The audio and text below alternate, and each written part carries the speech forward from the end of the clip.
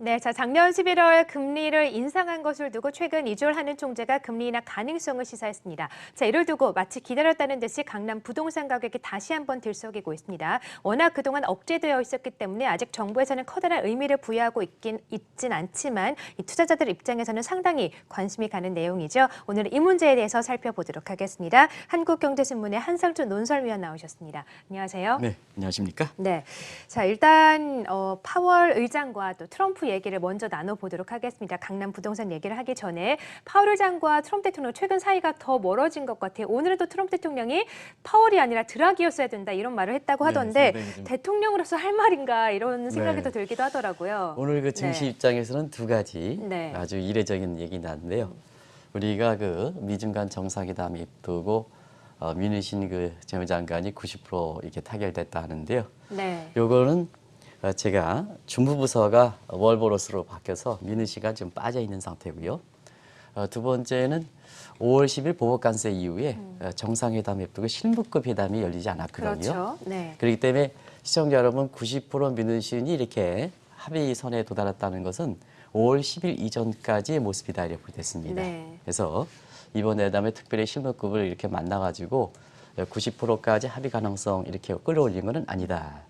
협상이 진행하는 과정에서 지금까지 진행된 5월 10일 이전의 상황을 다시 한번 얘기한 거다. 그러면 나머지 10%가 뭘 것이냐 하는 측면에서는 시청자 여러분 90%에서 타결이 되는 게 아니고 가장 10%의 문제가 결국 합의가 됐다 하더라도 정부가 과연 지킬 것이냐 이 문제에서부터 5월 10일 날 틀어졌던 문제거든요. 그래서 보복관세 2천억이 때렸지 않습니까? 10%에서 25%로. 그래서 이번에 그 3천억 해서 공청회 문제가 끝났는데요. 사실상 공청회 관련해서도 이렇게 찬반이 나눠져 있습니다. 네. 그래서 이번에 미중 회담에서 어제 말씀대로 시나리오별로 만약에 최악의 시나리오가 될 때는 3천억 문제인데요. 요 90% 합의 문제는 미중 정상회담 앞두고 특별히 더 합의선을 끌어올린 게 아니라 5월 10일 이전 모습이다. 그래서 90%가 됐지만 미국의 다우존스 지수라든가 이런 것이 떨어지는 배경이다 이렇게 됐습니다. 네. 합의가 90% 됐다면 주가가 많이 올랐어야 되는데도 불구하고 이렇게 주가가 올라가지 않는 배경이다 해서 그 선이 어디까지 진행됐는가 하는 것을 시청자님들 다시 한번 좀 말씀드리고 왜냐하면 네. 90% 합의했는데 주가는 왜 안 올라갔느냐 이렇게 해서 그 히스토리를 좀 잠시 그렇죠. 말씀드리고요. 네. 그다음에 역시 오늘 그 월가에서 화두가 됐던 것은 파월과 트럼프 간의 어떤 갈등 문제다 네. 이렇게 됐습니다. 그래서 지금 이경윤 앵커가 간단히 지적하고 방송 시간이 상당히 좀 늦게 시작됐어요. 그래서 간단히 말씀드리면 맨 처음에 좋은 각도로 출발했죠. 작년에 2월 달이죠. 2월 달에 제니 옐런 잘했던 사람도 오바마 지기찬에서 오바마 인수하니까 이렇게 우리로 얘기하면 이 표현이 적당할까요? 적폐청산 이렇게 해서 결국 트럼프 입지를 강화할 수 있는 이런 제롬 파월을 임명했는데요. 네. 법률가답게 이렇게 굉장히 중립적으로 유지했어요. 그러다 보니까 트럼프의 의지대로 잘 안 되냐 보니까 작년에 중간선거 앞두고 여기 갈등 관계로 봐했던 거거든요. 그래서 극단적인 모습은 작년 12월 달에 트럼프가 작년에 그 보통 3번 이제 333 전략인데 3번인데 4번 올렸죠. 12월이. 그래서 임명 포기까지 임명 그 중간 철회까지 이렇게 나왔던 상황이다 이렇게 됐습니다. 그러다 보니까 이런 분위기가 올해 들어서 사실은 트럼프 대통령의 이렇게 더 불리하게 되다 보니까 올해 2월 달에 파월을 100% 신뢰한다 이런 얘기까지 나오고 있거든요. 네. 그러나 지금 플로리다 출정식 이후에 여론이라든가 아니면은 극적 효과가 그 실패함에 따라서 경제라든가 증시 문제가 이렇게 부각되다 보니까 결과적으로 보면 사실 또다시 트럼프와 파월 간의 갈등이 심해지다 보니까 그쵸. 결과시 이것이 미국의 주가를 좀 증시적 측면에서 이렇게 오늘 뭐 특별히 경기를 판단할 수 있는 경기 지표가 발표된 건 아니거든요. 네. 근데 이런 그 갈등 문제가 이렇게 증시에 영향을 미쳤다 이렇게 볼 수 있습니다. 네, 그렇군요. 자, 트럼프 대통령이 말씀하신 것처럼 이제 드라기 총재를 극찬을 했는데 드라기 총재 어떤 정책을 펴고 있습니까?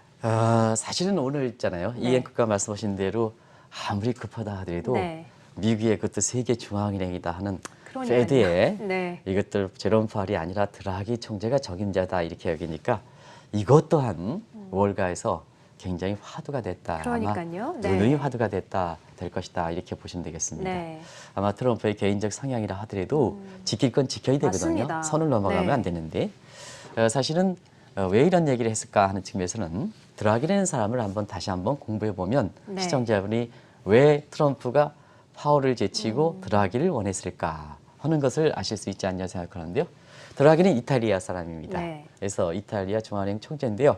지금 이탈리아와 이렇게 미국과의 관계를 보면 이 이탈리아가 저기 지금 싸우고 있는 중국에 들러붙은 그렇죠. 국가거든요. 네. 그러다 보니까 트럼프가 이 이탈리아 출신인 드라기 총재를 이렇게 얘기했던 것도 굉장히 좀 그런 측면에서 이색적인 겁니다. 네, 그러네요. 그리고 이 이탈리아 중앙은행 총재를 잘 하다 보니까 이것이 명성을 얻어서 2011년 유럽의 재정위기가 발생했을 때 이걸 누가 끌고 갈 것이냐, 누가 끌고 갈 것이냐 하는 측면에서는 사실 미국 내 그 분위기가 상당히 부정적인데도 불구하고 이 드라기 총재가 2011년에서 이달 말 올해의 9월 말에 임기가 끝나거든요.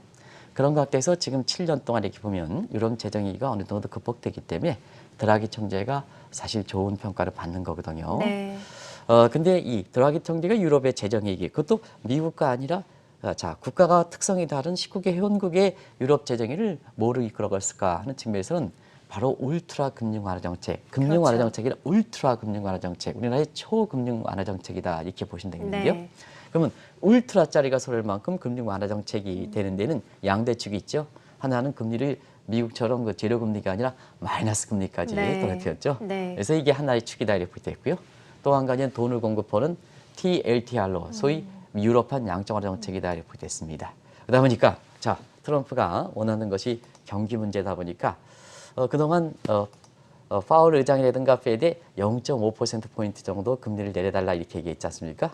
근데 트럼프 입장에서는 가장 원하는 것이 저기 드라기 총재 것처럼 파월 의장 빗대지 말고 당신 좀 금리를 마이너스로 이렇게 떨어뜨리면 얼마큼 좋겠느냐. 네. 이렇게. 그걸 의미하는 거군요. 그렇죠? 그런 네. 각도에서 자 이렇게 유럽 재정위기도 잘 극복하고 그다음에 당신이 가장 바라는 금리 인하에 대폭적으로 가져가는 데 있어서는 마이너스 금리 폭으로 이렇게 쓰고 있는 이렇게 드라기가 좋아 보일 수 없죠. 네. 그래서 드라기를 원했다 이렇게 보겠습니다. 근데 이제 두 가지 각도에서 말씀드리겠습니다. 그러면 일단은 드라기가 이렇게 잘했으니까 9월 달에 임기가 됐을 때 사실 드라기가 연임될 것이냐 하는 측면에서 보면 일단 드라기 개인 자신은 사실 ECB 총재를 좀 어느 정도 마음이 정리된 거로 국제금리시장에 알려지고 있습니다. 그래요? 네. 왜냐하면 지금 상태에서 드라기 같은 경우는 아주 야망이 많은 사람이기 때문에 네. 그거보다 좀 유럽 중앙은행보다 더 높은 자리, 아, 예를 들어서 그래요? IMF 총재라든가 이런 쪽으로 좀 본인 자신이 이렇게 이탈리아 중앙은행 총재라든가 유럽 중앙은행의 총재의 명성을 갖고 보다는 좀 통괄적인 세계 전체적인 이런 총재 자리를 이렇게 하고 있다 이렇게 이제 보시면 되겠고요. 네. 또 한 가지는 사실은 미국의 중앙은행 입장에서 아이고 이탈리아 사람의 중앙은행을 아무리 잘했다 하더라도 드라기가 바라는 식으로 파월을 이렇게 중간 처리하고 이 페드의 의장으로 앉힐 수 있을까 하는 측면에서는 사실 그런 사례는 있습니다. 왜냐하면 서브프라임 모기지라는 게 브라더 국가라서 미국과 브라더 국가라서 캐나다의 이 위기 전파를 방지했을 때 가장 결정적으로 했던 것이 캐나다의 마크 커니라는 사람이거든요. 근데 영란은행도 페더마크라는 것 자존심이 굉장히 많은데도 불구하고 그다음 영란은행의 마크 커니를 지금 불러들여서 네. 지금의 여러 가지 문제를 브렉시트라든가 문제를 이렇게 극복하는 이런 이렇게 사람이 있대 그런 사례는 있습니다는 네. 그러나 세계 중앙은행이고 페드 역사상 110년의 이상의 역사를 갖고 있는 입장에서 보면 아무리 트럼프가 이렇게 드라기를 연한다 하더라도 지금은 제롬 파월을 중간에 교체할 수는 있습니다. 대통령의 권한이니까 중간에 임명을 포기할 수가 있습니다. 근데 드라기로 과연 바로 앉힐 수 있겠느냐 하는 측면은 개인도 드라기 총재도 바라지 않고 있고 네. 그다음에 미국의 페드의 역사랑 미국의 국민들의 자존심상 그는 있을 수 없는 얘기다. 그러다 보니까 트럼프가 더 아연한 이상한 모습꼴이 됐다 이렇게 보게 됐습니다. 네. 발언도 잘해야 되는 겁니다. 그렇군요. 그죠? 네. 그래서 지금 이렇게 보는데 어쨌거나 미국 내부에서는 드라기와 파월 간에 이렇게 네. 갈등이 심하면 증시 입장에서는 상당히 좀 안 좋은 것이 아니냐 이런 쪽에서 오늘 주가가 이렇게 많이 뛰지 않았다 이렇게 보게 됐습니다. 네. 그럼 연준 총재 미국 사람 이외에 다른 국적의 사람도 앉을 수는 있나 봅니다. 그렇습니다. 알 수는 그렇군요. 있죠. 네네. 왜냐하면 네. 대통령이 임명하는 거니까, 그렇군요. 임명하는 상황이니까 네. 그렇기 때문에 네. 그래서 대통령이 임명해서 의회의 승인을 거치면 되니까 앉힐 수는 있죠. 네. 그래서 그런 사례를 이 페드보다 더 이렇게 네. 더 이렇게 역사적이라든가 아니면 자존심이 강한 영란은행에서도 네. 마크 커니를 불러들여서 영란은행 총재가 됐던 사항이거든요. 네, 그렇군요. 그래서 그런 사항들이 왜 이렇게 오늘 월가에 화제가 됐을까 하는 이런 측면에 이렇게 외신들의 반응이 많이 나오는 것도 그렇다 이렇게 보게 됐습니다. 아, 그렇군요. 알겠습니다. 자, 사실 이 트럼프 대통령과 파월 의장 간의 갈등은 이제 작년부터 좀 표면화되기 시작했는데 그만큼 두 사람이 좀 미국 경기를 보는 눈이 다르기 때문일 것 같습니다. 이렇게 네. 보면 갈등이 심하다 보면 네. 어제도 이제 그런 일이 있습니다. 갈등이 심하면 트럼프가 금리 인하다. 갈등이 심하면 파월은 금리 인하를 안 하는 거다 이렇게 생각하고 네. 사람들이 싸우는 거로 생각하는데 그렇지 않습니다. 한번 보겠습니다. 자, 경기에 대해서 미국 경기가 좋다. 파월도 경기가 좋다 그러는 겁니까? 네. 그다음에 이렇게 트럼프도 경기도 괜찮다 하는 입장이고 또 경기를 살려야 된다는 사람도 두 사람 똑같은 입장이죠. 그죠? 그 통화정책의 수장인 파월도 경기를 살려야 되겠고 그다음에 트럼프도 경기를 살려야 되는 그래서 애국하는 모습은 똑같은 겁니다. 그리고 금리 인하에 대해서 똑같은 입장을 취하죠. 트럼프도 금리를 내려달라 하는 얘기. 제롬 파월도 올해 들어서 전미 경제 악화를 중심으로 슈퍼 비둘기 상황으로 이렇게 변했지 않습니까? 그래서 시청자 여러분이 인식해야 될 것은 이렇게 시청자 여러분 다 다들 이렇게 훌륭하셨기 때문에 아시겠습니다는 여기 전문가들과 이렇게 친언하는 사람들이 얘기 나올 것은 이게 파월과 트럼프 간에 서로 갈등이 이렇게 빚어지면 네. 이걸 대립각적에서 인식하는데요. 절대 그렇지 않다 이렇게 됐습니다. 그렇군요. 네. 경기를 진단하는 시각도 지금 미국 경기가 좋다 하는 사람도 똑같은 거고 그다음에 앞으로 경기를 살려야 된다는 목적도 똑같은 거고 네. 둘 다 금리 인하 이 문제에 대해서 또 똑같은 입장을 채우고 그러면 어떤 측에서 이렇게 차이가 날까 하는 측면에서는 역시 각자 처한 입장에서 정도 차이가 문제가 있다는 얘기입니다. 그러면 지금 트럼프 입장에서는 꼭 선거를 앞두고 작년에 중간 선거를 앞두고 파월 의장을 두들겼지 않습니까? 그다음 이번에 대선을 앞두고 중간 선거를 이렇게 대선을 앞두고 파월 의장과 갈등이 재현되는데요. 왜냐하면 플로리다 출정식에서 상당히 좀 안 좋은 기조로 갈 때는 미국 경제라든가 증시 안정을 위해야 되니까 결국은 금리 인하에 대해서 아주 전향적으로 이렇게 강하게 얘기하는 거고 네. 그다음에 파월 의장은 페드의 정치적 역사성을 이렇게 독립성을 지켜야 되지 않습니까? 그런 정통이라든가 그다음에 통화 정책의 여지를 좀 확보하는 게 페드 입장이 중요하죠. 자, 지금 금리가 옛날에 비해서는 절반 토막이거든요. 미국의 금리가 지금 7차례에 걸쳐서 상당 기준으로 0.25%를 2.5%로 올렸지만 아직도 가야 될 길이 많은 상태거든요. 근데 이러한 상태에서 만약에 트럼프의 입장을 받아들여서 0.5% 금리를 내리면 정작 미국의 경기가 안 좋았을 때는 금리를 내릴 수 있는 여지가 없다는 그러니까요. 얘기입니다. 네. 그래서 서로가 이렇게 해서 서로가 같은 경기 진단, 경기를 살려야 된다, 금리는 똑같은 입장을 보이지만 네. 지금 처한 입장에 따라서 이렇게 같은 문제에 대해서 서로 입장을 이렇게 나타내는 거다 하는 걸 말씀드리겠습니다. 네. 자, 갈등이 빚으면 서로 모든 문제에 갈등을 빚어지는 것처럼 그래서 어떤 사람들 같은 금리 인하 하는 문제에 대해서 마치 트럼프가 금리를 안 한다 이렇게 하는데 그게 아니다는 걸 꼭 좀 말씀드리겠습니다. 그래서 결과적으로 이러한 똑같처럼 경기 진단, 경기를 부양의 목적 이런 것인데요. 지금 처한 여건이 다르기 때문에 결국은 금리 인하를 가져가는데 인하폭 이렇게 있기 때문에 사실상 시장에서는 금리 인하를 좀 기정사실하면서 어제도 사실 그 미국의 국채 금리가 이렇게 떨어지는 사태 이런 것이 발생하는 거 있고 오늘도 이렇게 윤희라 캐스터께서는 단기채를 이렇게 선언되는 거 아니겠습니까? 그게 왜 그럴까 하면 정책 금리가 인하한다면 가장 영향을 받는 게 단기채죠. 단기채니까 자, 금리 인하면 단기채 금리가 떨어지지 않습니까? 그러면 단기채 가격은 올라가겠죠. 그러니까 지금 상태에서 단기채가 유망하다가 이렇게 얘기 나오는 거죠. 바로 그런 각도에서 이어질 필요가 있다는 걸 말씀드리겠습니다. 그래서 파월과 그다음에 이렇게 트럼프가 갈등이 빚으면 기본적인 문제는 똑같은 인식을 갖고 있다 이렇게 보게 됐습니다. 네. 처한 여건에 따라서 뉘앙스의 차이가 있다 이렇게 이제 보시면 되겠습니다. 네, 그래서 그렇군요. 기조 자체는 변경하는 게 아니다. 갈등에서 기조 자체는 변경하는 게 아니다. 네. 이렇게 꼭 좀 말씀드리겠습니다. 네.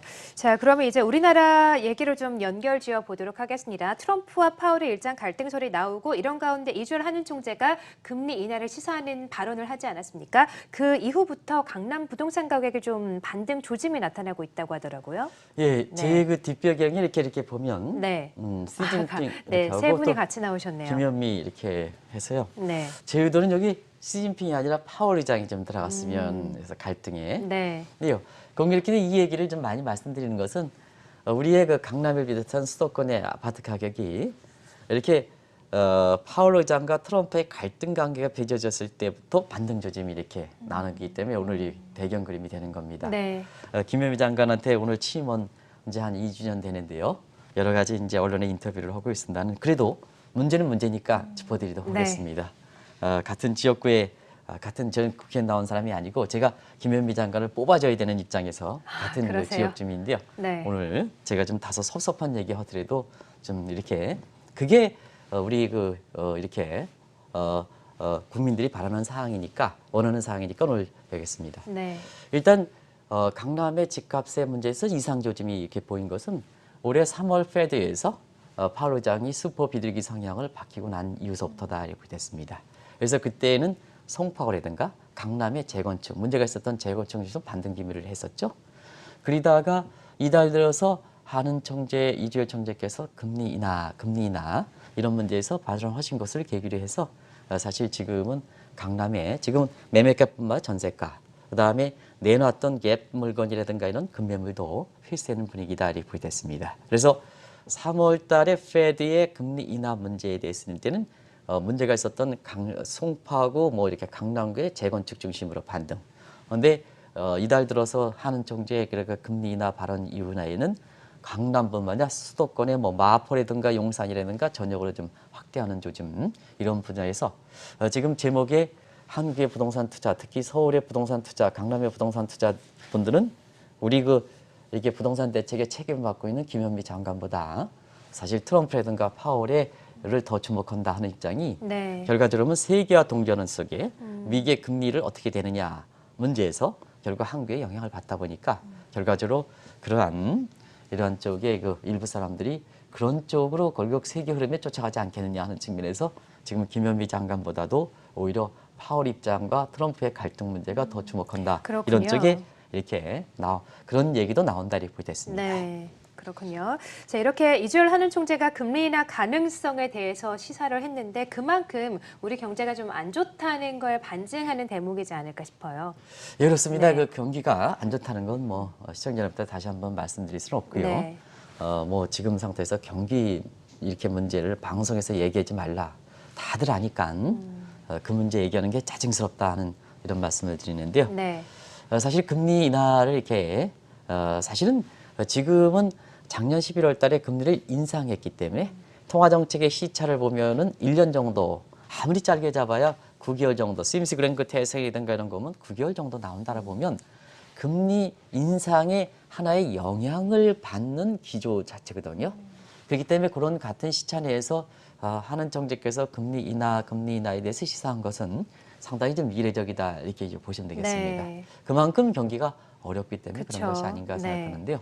한국 경제 1, 4분기 성장률이 미국식 방식으로 마이너스 1.6%, 그다음에 작년 4상분기에는 마이너스 0.4%인데요. 이걸 연율로 바꾸면 마이너스 1.6% 돼서 OECD 34개국 중에서 가장 낮은 성장률을 기록했거든요. 2분기 성장이 낮을 것이냐 하면 미중 간 마찰이 상당히 좀 장기화되는 이런 그 분위기이기 때문에요. 지금 상태에서 보면 우리 경기가 회복되기 좀 힘들지 않겠느냐. 그래서 한편으로 추경 편성에서 사실 정부 지출이라든가 이런 쪽은 나가는 거고 네. 다른 한편에서는 금리 인하에 대해서 지금 이렇게 정책 당국에서 한은 총재께서 뉘앙스를 비친 게 아닌가 생각하는데요. 네. 다시 한번 말씀드리면 완전히 금리를 내리겠다는 입장은 아닌 것 같습니다. 왜냐하면 이주열 총재랑 이렇게 사실 그 점심을 먹으면서 이렇게 금리 인하에 대해서 좀 반발짝만 나오고자 했는데 시장에서 한 발짝을 반응한다. 네. 그래서 채권이라든가 여기서 금리를 좀 많이 떨어지고 있다 하는 이런 입장은 그만큼 우리 국민들이 한은 총재께서는 금리 인하의 뉘앙스만 비친데도 불구하고 네. 반발짝 한 발짝 가는 것은 경기가 어렵기 때문에 그렇다 이렇게 그렇죠. 됐습니다. 기대감이 있으니까요. 그렇습니다. 그런 네. 측면에서 지금 우리 경기 상황이다 이렇게 보게 됐습니다. 네. 자, 궁금한 게 이제 이번도 그렇고 과거 부동산 흐름을 봐도 그렇고 항상 부동산 가격이 들썩이면 왜 강남 지역부터 이렇게 움직이는지 궁금하네요. 네. 네. 가장 이렇게 관심이 되실 겁니다. 제가 이경은행 거를 이렇게 해서 강남 지역에 사시는지 물어보지는 않겠습니다. 근데 왜 이렇게 강남이 집값이 이렇게 먼저 뜰까 하는 측면에서는 여러 가지 이제 사실 부동산 전문가라는 사람들이 강남에 이렇게 문제에 대해서 여러 가지 매력 포인트가 있는 것 같아요. 그래서 저는 이 부동산에 대해서 공부하는 사람이 있긴 하지만 전문가는 아니기 때문에 그냥 그분들이 지적하는 이렇게 자막을 통해서 이렇게 시간이 다 됐기 때문에 제가 이렇게 되면 일단은 지난 30년 동안 상승률을 보면 이렇게 전국 평균치뿐만 아니라 수도권의 전역의 평균치보다 강남의 집값 상승이 높았다는 얘기입니다. 그만큼 이제 투자적인 측면에서 매력이 있다 이렇게 보시면 되겠고요. 네. 그다음에 만성적인 수급 불균형 상태라는 얘기죠. 현 정부 들어서 더 심화됐지 않았냐 생각하는데 이건 굉장히 중요한 사항이다 이렇게 보겠습니다.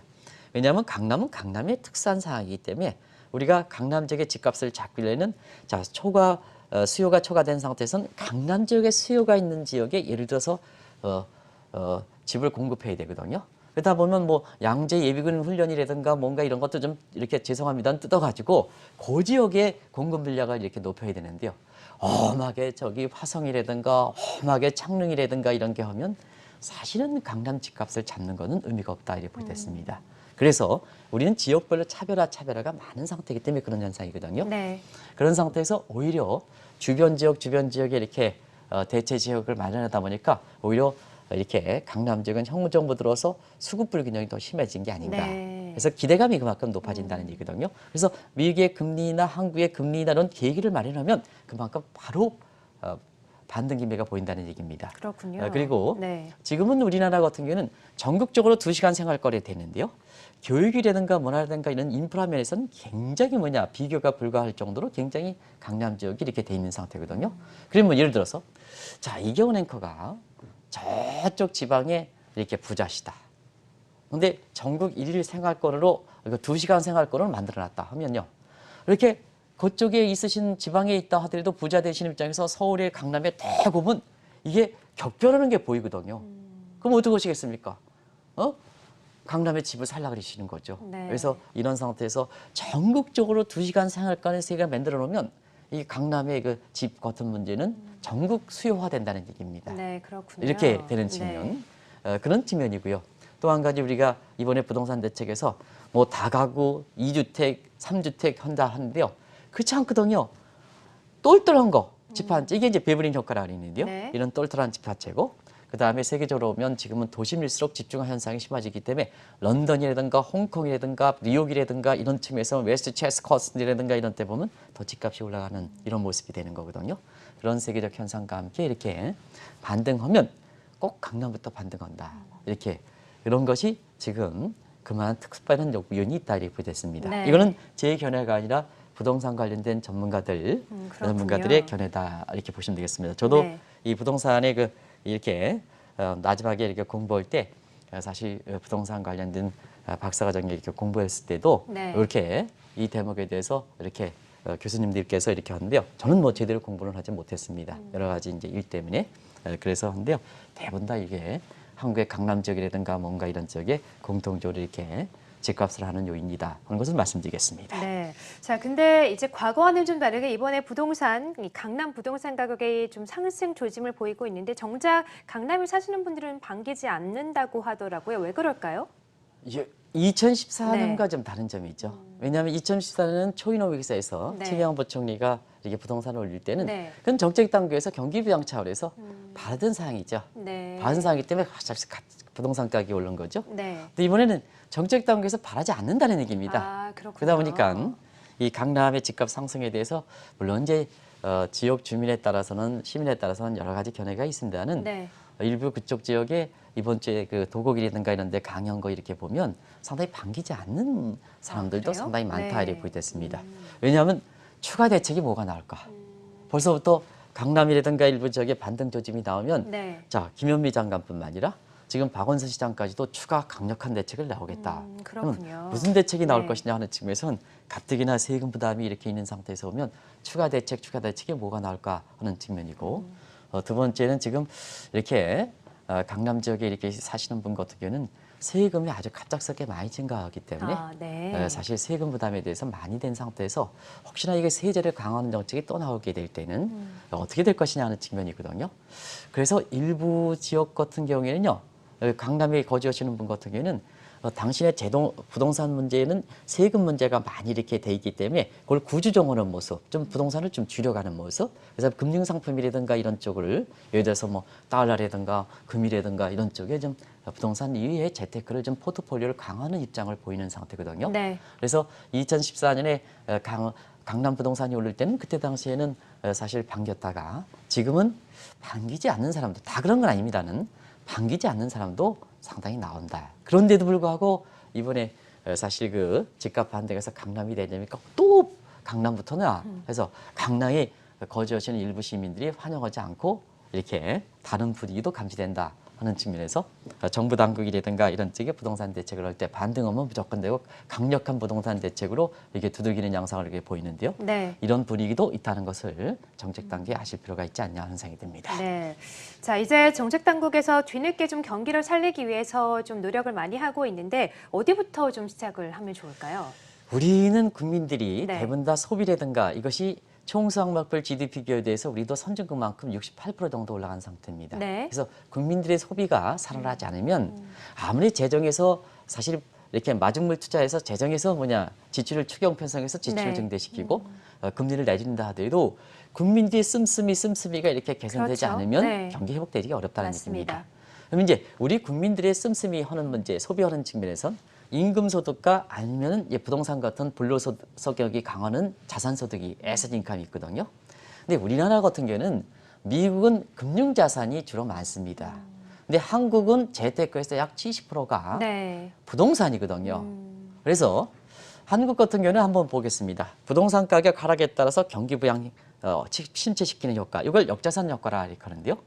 미국은 금융자산 위주로 보였기 때문에 부동산 가격이 떨어지더라도 국민들이 부동산에 대해서 그렇게 많은 비중을 차지 않기 때문에 그렇군요. 가격이 떨어지더라도 네. 소비라든가 경기에 미치는 효과가 0.09뿐이 난다. 네. 이거 누가 했느냐? 항상 중요한데 누가 했느냐? 그린스펀 의장이 이걸 추천한 겁니다. 그래요? 네. 그래서 누가 했느냐 하는 문제가 굉장히 중요하거든요.